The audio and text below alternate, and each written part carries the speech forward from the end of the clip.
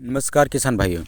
आज हम आपसे एक ऐसी चर्चा करने वाले हैं जिसके बारे में शायद आपको कभी कभी ध्यान गया होगा।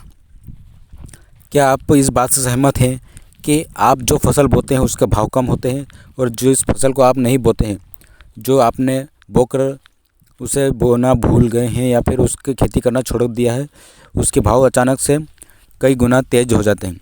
जैसे मैं अपने क्षेत्र की बात करूं तो मेरे क्षेत्र में पहले एक ज़माने में मिर्ची टमाटर की खेती बहुत मात्रा में की जाती थी, लेकिन जैसे जैसे उनमें बीमारी आने लग गई, उनमें भाव की कमी देखी गई, लागत भी निकलना मुश्किल हो गया, तो किसानों ने उन फसलों को करना छोड़ दिया। लेकिन आज मिर्ची देखी जाए तो लाल मिर्ची 100 रुपये किलो ऊपर बिकती है, वहीं लाल टमाटर बिक रहा है 80 रुपये प्रति किलो के हिसाब से।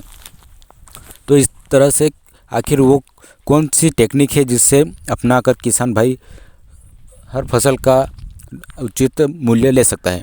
तो किसान भाइयों, इसके लिए आपको बाज़ारवाद को समझना पड़ेगा। आपको कोई भी फसल सिर्फ 1 साल के लिए नहीं करनी है। प्रयोग के तौर पर आप 1 साल के लिए कर सकते हैं, लेकिन अगर आपको निरंतर उससे लाभ लेना है तो आपको उस फसल का पीछा बिल्कुल भी नहीं छोड़ना है, क्योंकि पता नहीं किस समय उसका भाव तेज़ हो जाए और किस समय आपकी किस्मत चमक जाए। हालांकि किसानों के साथ किस्मत दगा ही देती है। कई बार वो अपने आसपास जब देखता है कि मटर बहुत ज़्यादा बो जा रहे हैं, तो वो इस उम्मीद में मटर नहीं बोता है कि सब तो बो रहे हैं, मेरे मटर का क्या भाव होगा, जबकि उस समय सबका मटर बहुत ज़्यादा भाव में बिकता है। उसी तरह टमाटर के साथ भी ऐसा होता है, और ये इन 2 फसल के साथ ही नहीं, हर फसल के साथ ऐसा होता है।